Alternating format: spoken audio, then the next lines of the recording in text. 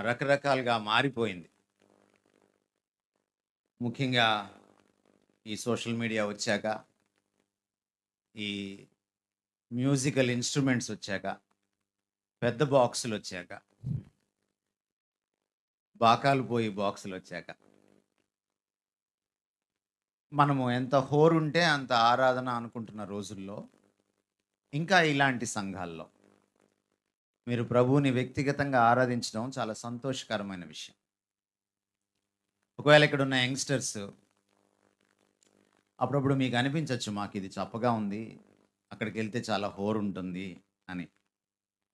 ఈ టెంప్టేషను, ఈ శోధన ఉంటుంది మీకు. శోధన మంచి విషయాల్లో కూడా ఉంటుంది.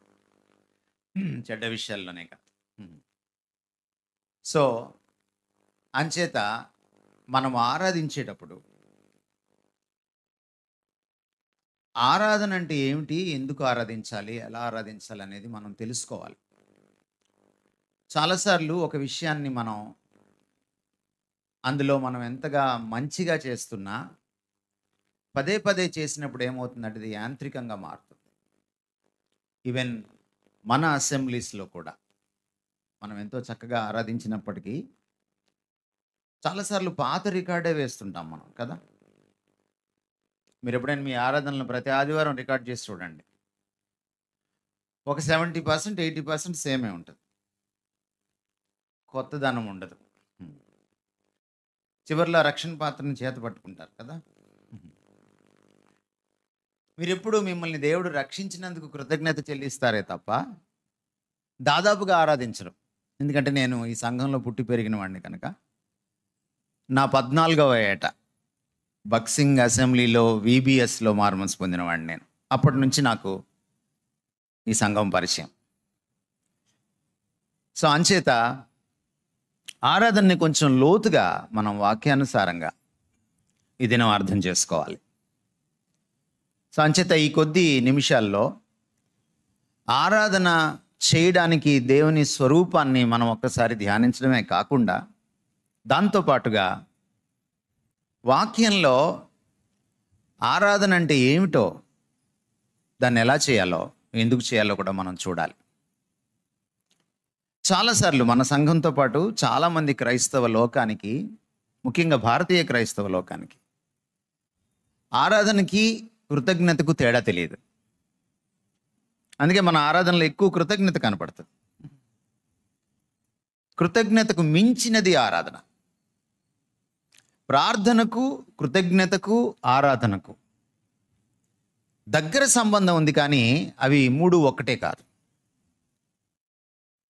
ప్రార్థన చేసేటప్పుడు మనం విన్నపాలు చేస్తాం, దేవుడికి మనవి చేస్తాం. ఈ మనవుల్లో, విన్నపాల్లో మన అవసరాలే మన మనసు నిండా ఉంటాయి. మనం కృతజ్ఞత చెల్లించేటప్పుడు మనం దేవుడికి మనం చేసిన విన్నపానికి ఆయన జవాబిస్తాడు కదా, దానికి కృతజ్ఞత చెల్లిస్తాం. మనకు దేవుడు చేసిన మేళ్లకు కృతజ్ఞత చెల్లిస్తాం. మన మీద కుమ్మరించిన ఆశీర్వాదాలకు మనం కృతజ్ఞత చెల్లిస్తాం. రక్షణతో పాటు అనేకమైన విషయాలు. కాబట్టి మనం ప్రార్థన చేసేటప్పుడు మన అవసరాలంతా మన మనసు నిండుకొని ఉంటే, మనం కృతజ్ఞత చెల్లించేటప్పుడు దేవుడు చేసిన మేళ్లను, ఆశీర్వాదాలను తలపోసుకుంటూ మనం కృతజ్ఞత చెల్లిస్తాం. తలంపుల నిండా ఆశీర్వాదాలు, మేళ్లే ఉంటాయి. కానీ ఆరాధించేటప్పుడు మన మనసు నిండా అవసరాలు ఉండవు. అవసరానికి స్థానం లేదు, ఆశీర్వాదాలకు కూడా స్థానం లేదు. మనసు నిండా దేవుడు ఉంటాడు, ఆయన స్వరూపం ఉంటుంది. ఆరాధన ఆయన స్వరూపానికి, స్వభావ స్వరూపాలకు సంబంధించింది.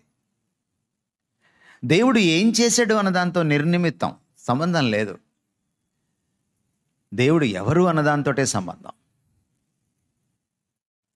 మీకు బాగా గుర్తు చేయాలంటే, షడ్రక్, మెషక్, అబేద్నెగోలు దానియేలు గ్రంథం మీరు చదివితే, మీరు సండే స్కూల్ నుంచి విన్న ఆ పాఠం, వాళ్ళు మా దేవుడు మమ్మల్ని రక్షించడానికి సమర్థుడు, అది ఆయన ఏం చేయగలడు, ఏం చేస్తాడు అనేది కానీ ఆయన రక్షింపకపోయినా, అంటే ఆయన అది చేయకపోయినా, నిన్ను పూజించము, మా దేవుడైన యెహోవానే పూజిస్తాం రాజా. అంటే పూజ, ఆరాధన అనేది ఆయన ఏం చేశాడు నాకు అన్న దాంతో సంబంధం లేదన్నమాట. ఆయన ఎవరు అన్న దాంతో సంబంధం. ఇది చాలా ఫౌండేషనల్ ట్రూత్. ఇది పునాది సత్యం. మీరు మొదట ఇది తెలుసుకోవాలి. ఇది మీరు తెలుసుకుంటే మీరు ప్రతిసారి రక్షణ పాత్ర చేబూని నీకేమి ఇవ్వగలను, నీకు కృతజ్ఞత చెల్లిస్తాను అని అనరు. మీరు చాలా ఇవ్వగలరు దేవుడికి, ఏమి ఇవ్వగలరని తప్పించుకోవాకండి. మీరు చాలా ఇవ్వగలరు దేవుడికి, ఏమి ఇవ్వగలరో చెప్తాను నేను ఇప్పుడు. కనుక దట్స్ వర్షిప్. ఆరాధన అంటే అది.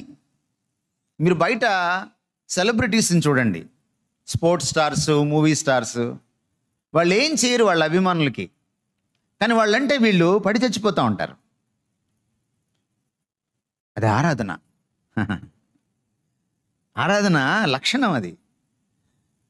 ఎవరినైతే మనం ఆరాధిస్తున్నామో ఆయన మనకేం చెయ్యక్కర్లా, అభిమానం అది. ఆయన్ని చూడగానే ముగ్ధులం అయిపోతాం అన్నమాట. దేవుడు ఎవరో తెలుసుకుని ఆయన్ని అనుభవించి ఆయన ఔన్నత్యం ఏంటో, ఆయన గొప్పతనం ఏంటో, ఆయన విలక్షణత ఏంటో, ఆయన ప్రత్యేకత ఏమిటో, ఆయన సౌందర్యం ఏమిటో, ఆయన సౌశీల్యం ఏమిటో ఒక్కసారి నువ్వు తెలుసుకున్నాక ఆయన ఆరాధించకుండా ఉండలేవు. ఆయన నీకు ఏం చేశాడు, చెయ్యలేదు అన్నదాంతో సంబంధమే లేదు. ఆయన ఎవరు అన్నదే అసలు విషయం ఆరాధనలో. ఈ పునాది సత్యం మొదట మనం తెలుసుకోవాలి. బైబిల్లో మనకు మొట్టమొదట ఆరాధన అన్న మాట ఆదికాండం 22:5 ఉంది. చాలా అద్భుతమైన సందర్భం అది. ఒకసారి చదువుతారా ఎవరైనా తెలుగులో?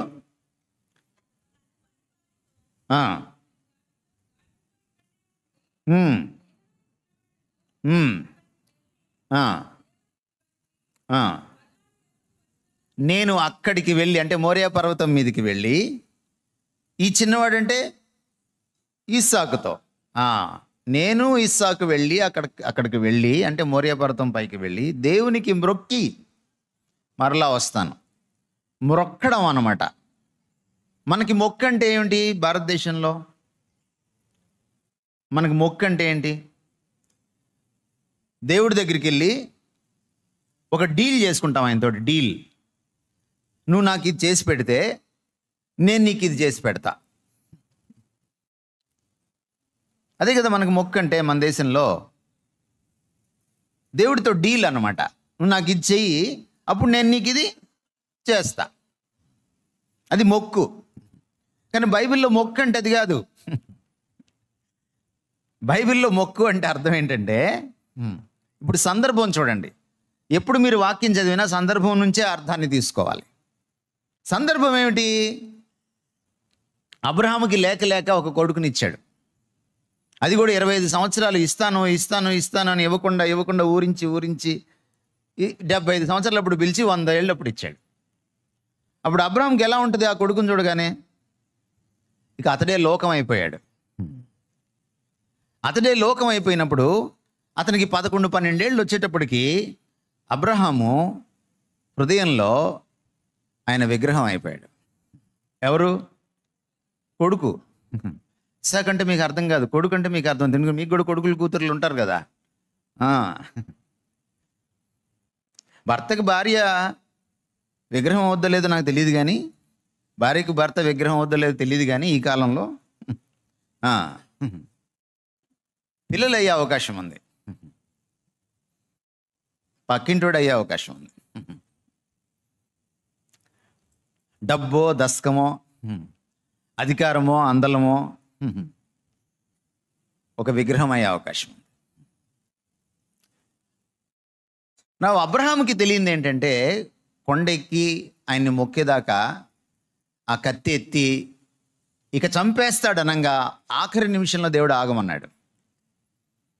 ఎందుకు ఆఖరి నిమిషం దాకా దేవుడు ఆగాడంటే, దేవుడికి కావాల్సింది ఆ బయట ఉన్న ఇస్సాకు కాదు, ఆ గుండెల్లో విగ్రహం అయిపోయారు ఇస్సాకు. ఆ గుండెల్లో ఉన్న ఇస్సాకు ఎప్పుడు చచ్చిపోతాడంటే, వీడిని చంపేయని అన్నప్పుడు ఒక తండ్రి కొడుకుని ఎప్పుడు చంపగలడు?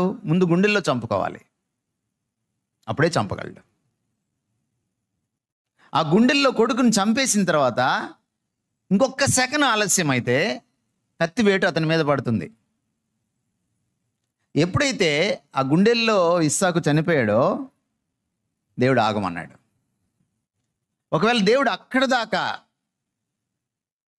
నడిపించకుండా ముందే చెబితే ఆ గుండెల్లో విగ్రహం చచ్చిపోదు. సో ఏంటి ఆరాధన అంటే? బైబిల్లో మొట్టమొదటిసారి ఆరాధన అనే మాట వాడింది ఇక్కడే, ఆదికాండం 22:5. ఆరాధన అంటే ఏమిటి? విగ్రహాన్ని చంపేయడం. అన్యులు మనకంటే చాలా ధన్యులు, ఎందుకంటే వాళ్ళ విగ్రహాలు కనపడతాయి, మన విగ్రహాలు కనపడవు. మనం దొంగలం, మనవి దొంగ విగ్రహాలు. వాళ్ళ విగ్రహాలని దొంగిలించవచ్చు, అసలు ఈ విగ్రహాలే దొంగవే, కనపడవు. అవి గుండెల్లో తిష్ట వేసుకొని ఉంటాయి. చర్చిలో పదవి, ఓ విగ్రహం. చాలామంది బంగారం పెట్టుకోరు మన చర్చిలో, కానీ బంగారం అంటే చాలా ప్రేమ ఉంటుంది, బ్యాంకులో పెట్టుకుంటారు. నాకు తెలియదు, అన్నీ చూస్తున్నాను కదా చిన్నప్పటి నుంచి, నాకు అన్నీ తెలుసు.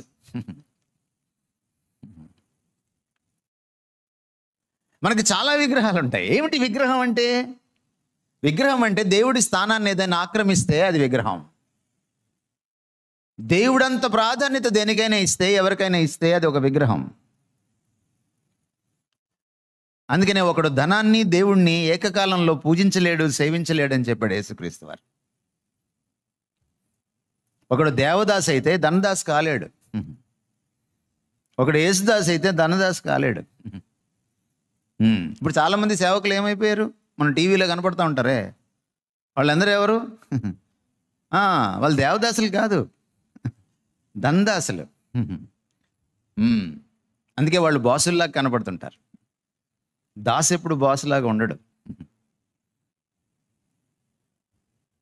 ఎప్పుడైతే దేవుడి స్థానాన్ని మరొకటి ఆక్రమించుకుంటుందో, అది ఒక అందం కావచ్చు, ఒక అందలం కావచ్చు, అది ఒక డబ్బు కావచ్చు, ఒక దర్పం కావచ్చు, చివరికి నీ అహం కావచ్చు, దాన్ని చంపేంత వరకు ఆరాధన పుట్టదు. Mind it. అది చచ్చిపోవాలి, దాన్ని కూలదోయాలి గుండెల్లోంచి. 1 పేతురు పత్రిక 3:15 పేతురు ఒక చక్కటి మాట అంటాడు, మీ హృదయముల యందు క్రీస్తును ప్రభువుగా ప్రతిష్ఠించండి. అండ్ దట్స్ ఆరాధన. మీ హృదయముల యందు. చాలామంది హృదయాల్లో యేసుప్రభు ఉంటాడు, కానీ ఆయన సింహాసనం మీద ఉంటాడా లేదా అన్నదే ప్రశ్న. ఆయన పరిపాలిస్తుంటాడా లేదా అన్నదే ప్రశ్న. అది ఆరాధన. అబ్రహామును చూస్తే, అబ్రహాము ఇస్సాకు ఆ ఉదంతం చూస్తే మనకు అర్థమయ్యేది ఏమిటంటే, నీకు అత్యంత ప్రీతిపాత్రమైన దాన్ని కూడా దేవుడి కోసం వదిలిపెట్టుకోవడానికి నువ్వు సిద్ధపడిన నాడు నువ్వు నిజమైన ఆరాధకుడివి, ఆరాధకురాలివి.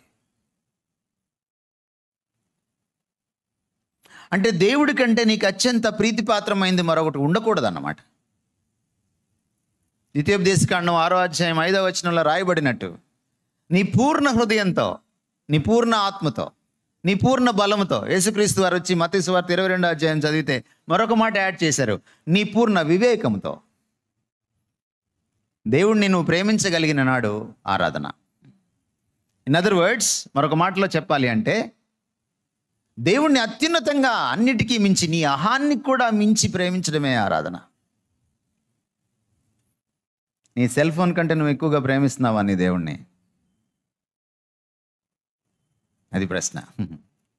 పాత రోజుల్లో భార్యలు ముందు లేచేవాళ్ళు, ఈ రోజుల్లో నాకు తెలియదు, నన్ను అడగండి.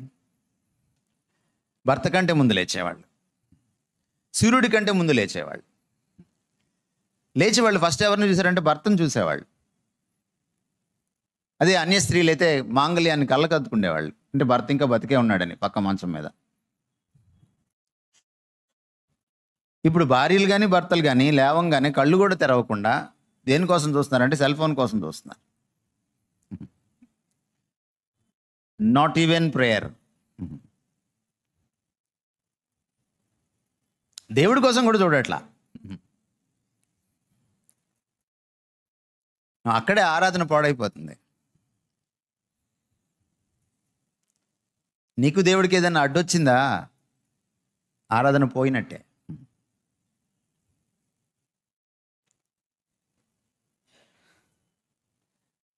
ప్రకటన గ్రంథం 4వ అధ్యాయం 10-11 వచనాలు ఎవరైనా చదువుతారా?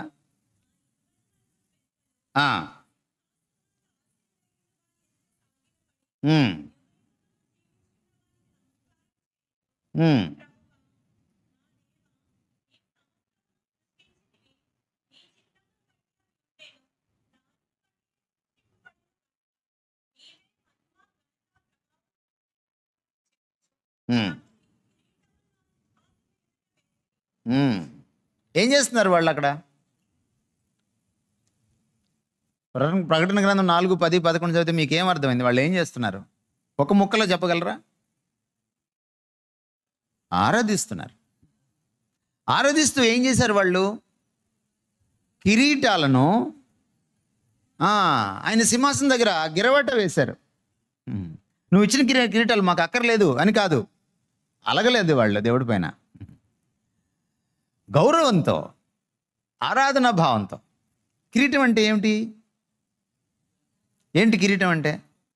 ఘనత, అధికారం, గొప్పతనం, హోదా, ప్రతిష్ట.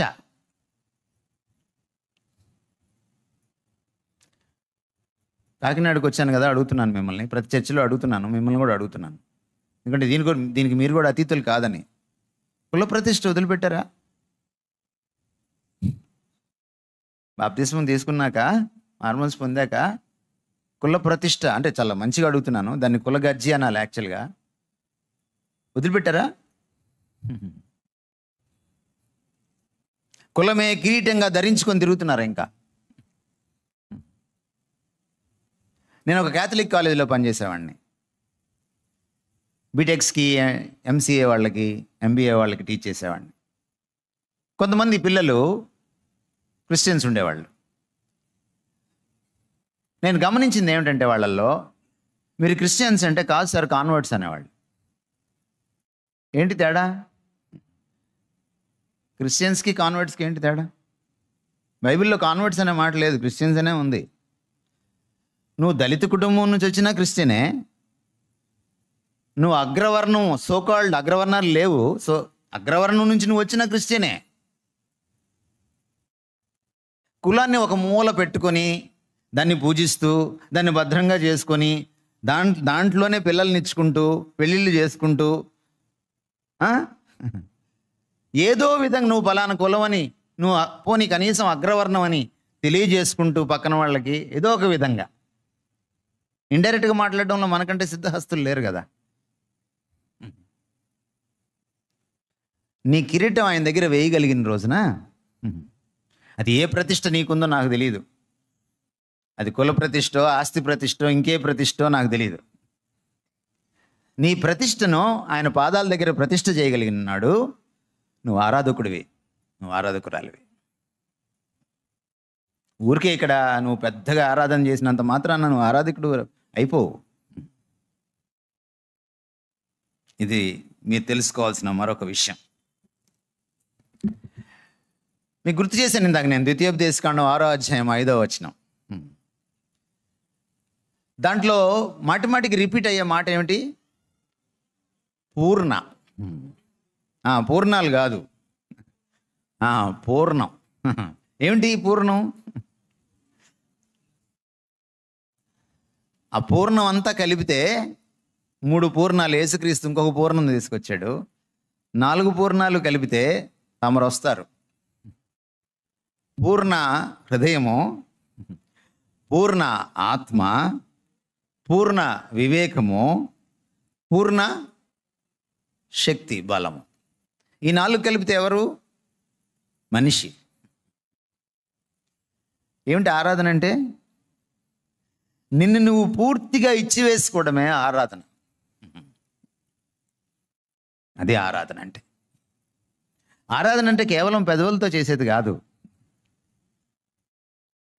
నువ్వు దేవునికి అంకితం అయిపోవడం, అర్పించేసుకోవడం, నీ సమస్తం మీద ఆయన అధికారానికి ఒప్పుకోవడం, నీ హక్కుల్ని ఆయన సింహాసనం దగ్గర విడిచిపెట్టేసుకోవడం. నా సర్వ హక్కులు నీవే ప్రభువా అని ఆయనకి దాసోహం చేసుకోవడం, హక్కుల్ని దారాదత్తం చేసేయడం. నాదంటూ ఏం లేదు, నేను నీ దానను, నేను నీ వాడను అని ఇచ్చివేసుకోవడం. కొంచెం కూడా మిగిల్చుకోకుండా పూర్ణత్వంతో నీ పూర్ణతత్వాన్ని పరిపూర్ణంగా ఆయనకి ఇచ్చివేసుకోవడం. అది ఆరాధన. మీరు ధర్మశాస్త్రం చదివితే, ముఖ్యంగా ద్వితీయోపదేశకాండం చదివితే, ఈ మాట పక్కన ప్రేమించడం అనే మాట ఉంది కదా. పూర్ణ హృదయం, పూర్ణ ఆత్మ, పూర్ణ బలంతో ప్రేమించాలని ఉంది.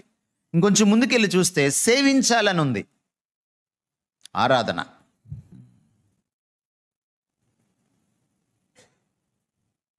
ఇది ఆరాధన. ఎప్పుడైతే నిన్ను ఇచ్చివేసుకోవో అది ఆరాధన. నీ సమయము, నీ డబ్బులు, నీ కానుకలు ఇవి కాదు దేవుడికి కావాల్సింది. నువ్వు. దేవుడికి కావాల్సింది ఏంటి? తమరే. తమరినిచ్చేంత వరకు అది ఆరాధన అవ్వదు. మీకు గుర్తుందా ఈ సన్నివేశం? యేసుక్రీస్తు వారి దగ్గరికి ఆయన్ని ఇరికించడానికి ఆయన శత్రువులు వచ్చారు. అందరి ముందు పబ్లిక్లో అడిగారు ఆయన్ని, కైసరికి పన్ను కట్టచ్చా అని. ఆయన డైరెక్ట్గా చెప్పచ్చు, కట్టచ్చు అనో లేకపోతే కట్టకూడదనో. కానీ ఒక నాణ్యం అడిగాడు ఆయన. ఆ నాణ్యం పైన ఏముంది అని అడిగాడు. కైసర్ గారి బొమ్మ ఉంది, ప్రభుత్వం బొమ్మ ఉంది. ప్రభుత్వం బొమ్మ ఉన్నవి ప్రభుత్వంకి ఇచ్చేయండి అన్నాడు. మీరు ఎంతమంది ట్యాక్స్ కడుతున్నారో లేదో నాకు తెలియదు కరెక్ట్గా. అక్కడ ట్యాక్స్ కరెక్ట్గా కట్టకుండా ఇక్కడికి వచ్చి మీరు దశంభాగం ఇస్తే అది తీసుకోడు దేవుడు. క్రైస్తవులు ట్యాక్స్ కరెక్ట్గా కట్టాలి. అన్న నేనంత సంపాదించట్లేదంటే నువ్వు వెళ్ళి బెచ్చాల కొట్టుకెళ్ళి, సరుకులు కొట్టుకెళ్ళి కొంటావు కదా, కొన్నప్పుడు కూడా కరెక్ట్ ట్యాక్స్ కట్టాలి. ఎక్కడ ట్యాక్స్ ఎక్కొట్టడానికి వీల్లేదు. అది దేవుడికి విరుద్ధం. అయితే ఆ తర్వాత ఇంకొక గొప్ప మాట చెప్పాడు ఆయన, కైసరివి కైసరికి ఇవ్వండి. మరి దేవుడివి ఏంటి, కైసరివి ఏంటో నాకు అర్థమైపోయింది. కైసరి గారి బొమ్మ ఉంది, మరి దేవుడివి ఏంటి? ఇప్పుడు మనం అడగాల్సిన ప్రశ్న ఏంటంటే, దేవుడి బొమ్మ ఎక్కడుందని అడగాలి. నువ్వే దేవుడి బొమ్మ. ఆదికాండం 1వ అధ్యాయం 26, 27 వచనాలు ఏం చెప్తుందంటే, నువ్వే దేవుడి బొమ్మ, నువ్వు దేవుని పోలిక, నువ్వు దేవుని స్వరూపం. దేవుడివి దేవుడికి ఇవ్వమంటే ఏంటి అర్థం? నిన్ను దేవుడికి ఇచ్చుకోమని అర్థం. అదే ఆరాధన. దేవుడివి దేవుడికి ఇవ్వడం నేర్చుకున్నప్పుడు ఎవరికి ఇవ్వాలో మనకు తెలుస్తుంది. నీ తమ్ముడికి రావాల్సిన ఆస్తి నువ్వు కొట్టేవు. దేవుడికి ఇవ్వాల్సినవి ముందు నేర్చుకోవాలి. మనల్ని మనం దేవుడికి ఇచ్చుకోవాలి. ఇది ఆరాధన. ఇవన్నీ జరిగిన నాడు ఇక్కడ నువ్వు నోరు తెరిచి ఆయన ఆరాధించినప్పుడు ఆరాధన ఆయన అంగీకరిస్తాడు,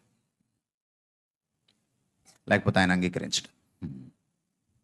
నాకు తెలిసినంత మటుకు మీరు 90% చేసేదంతా కూడా కృతజ్ఞత, ఆరాధన కాదు. ఇప్పుడు నేను ఇంత చెప్పిన తర్వాత కూడా మళ్ళీ మీరు రక్షణ పాత్రను చేతపుచ్చుకుంటారు కాసేపట్లో. మీరు, నాకు తెలిసి మీ సంగతి. అమెరికాలో కూడా అదే జరిగింది. నేను ఏ దేశం వెళ్ళినా ఇదే జరుగుతుంది. వాక్యమే మన వాచకమే.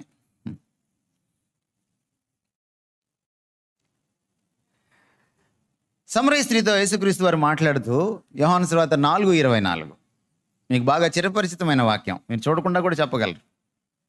ఏమిటది?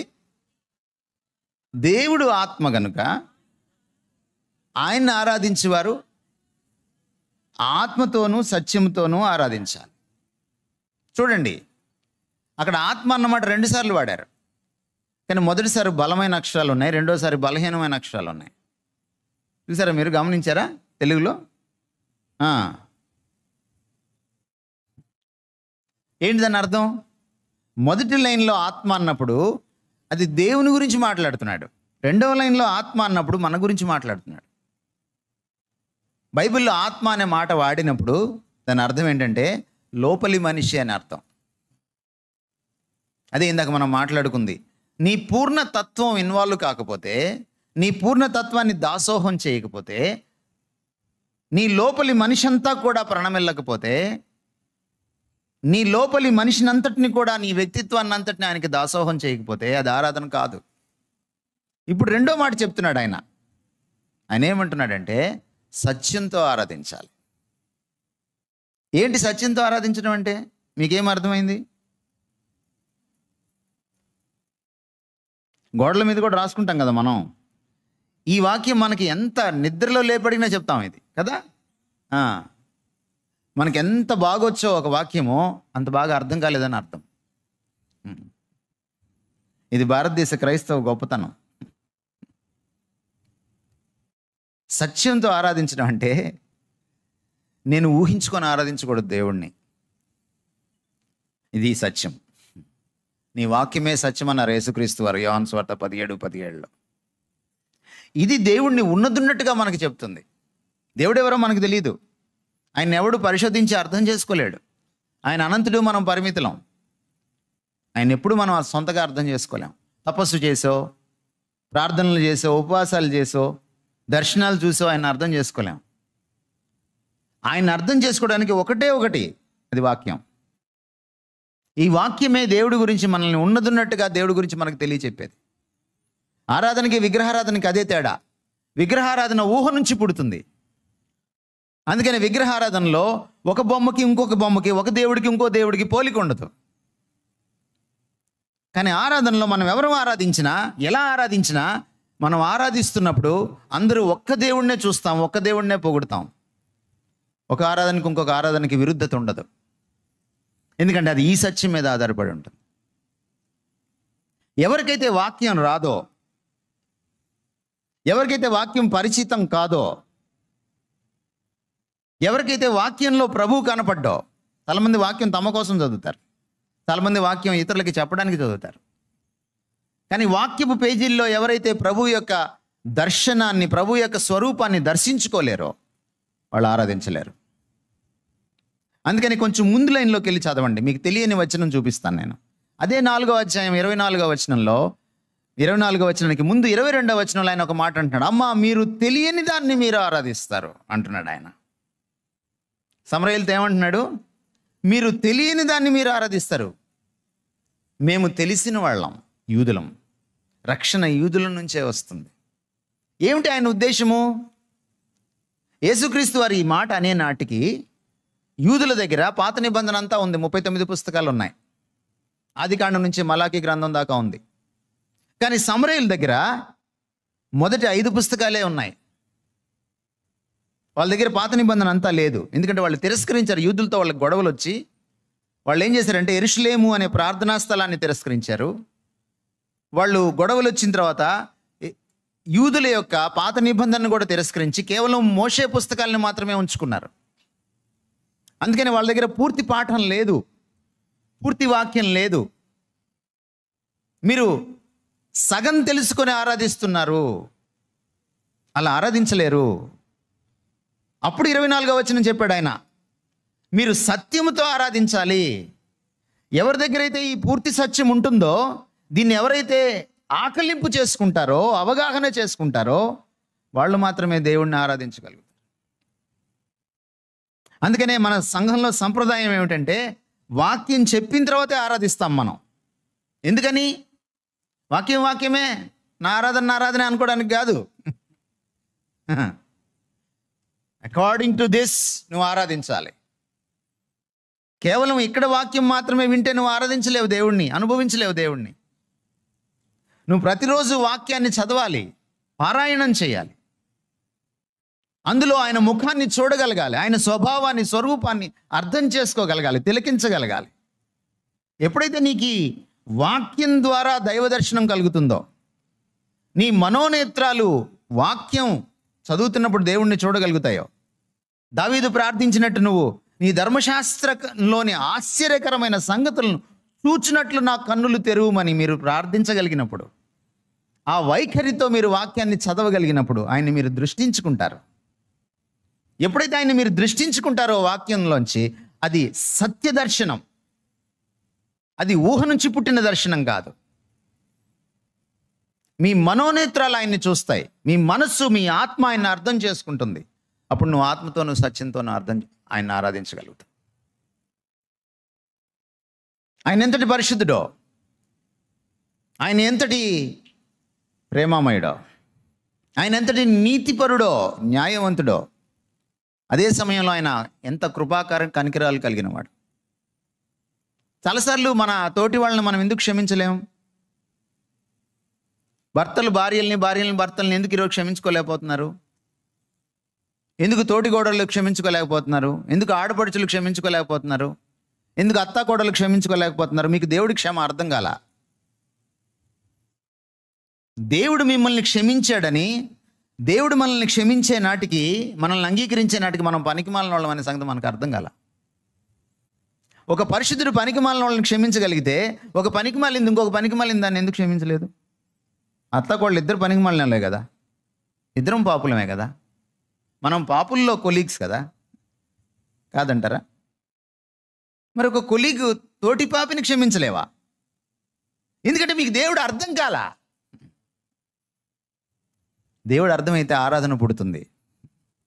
దేవుడు అర్థమైతే అది ఆచరణలో కూడా కనపడుతుంది.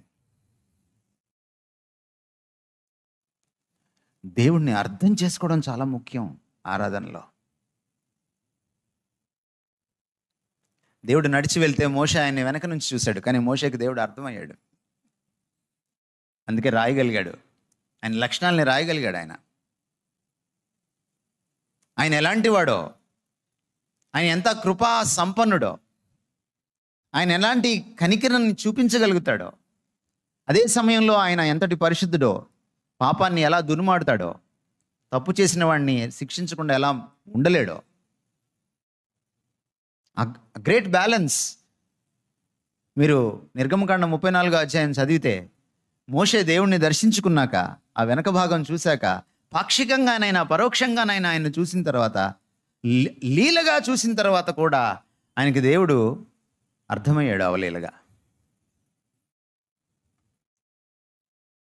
ఈ అవలోకనంలోకి మీరు రాకపోతే, ఈ అవగాహన మీకు కలగకపోతే ఆయన ఆరాధించలేరు. అందుకని ఈ కాసేపు మనం ఆరాధించేటప్పుడు మీరు చేయవలసింది ఏమిటంటే,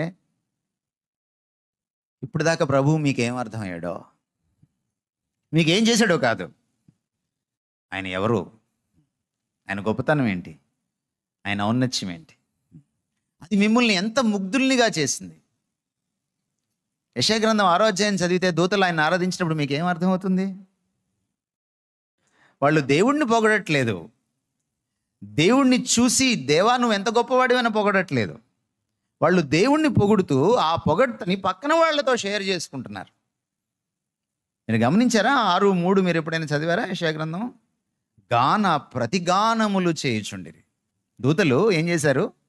గాన ప్రతిగానములు. ఏమిటి గాన ప్రతిగానం అంటే? ఈ రోజుల్లో చైతన్య నారాయణ వచ్చిన తర్వాత మనకి తెలుగు రావడం మానేసింది. ఇది ప్రాబ్లం.